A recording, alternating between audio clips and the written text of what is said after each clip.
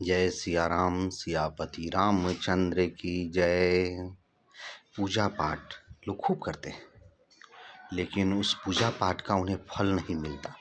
वो कहते हैं हम तो दुख में रहते हैं, इतना पूजा पाठ किए, धर्म कर्म किए, लेकिन मेरा भला नहीं हो रहा है।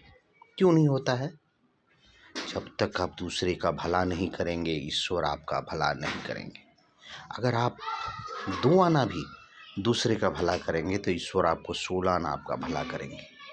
इसलिए सदा अच्छे कर्म करें, धर्म पर चलें और दूसरे का बुरा ना सोचें। मन में भी अगर बुरा भाव होता है तो प्रभु से क्षमा मांग ले, हे परमेश्वर हमें माफ़ करें, हे भगवान श्री कृष्ण या भगवान श्री रामचंद्र जी या भोलेनाथ हमें क्षमा करें, दूसरे के प्रति बुरा भाव आ गया।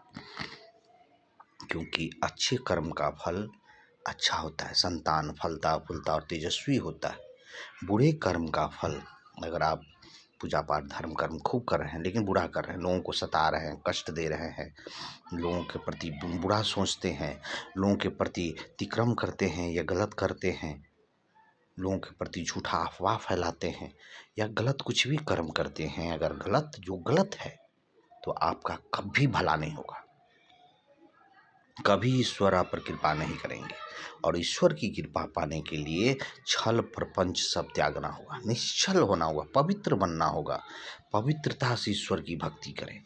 जितना देर आप दूसरे के बुरा करने में ब्रेन लगाते हैं और बुरा फल पाते हैं, उतना अगर अच्छा करेंगे, अपने संतान को अच्छा समझाएंगे, अपने कर्म करेंगे अच्छे अच्छे, तो आप पर ईश्वर की कृपा बरसेगी और आपके घर में धन्य धान आएंगे।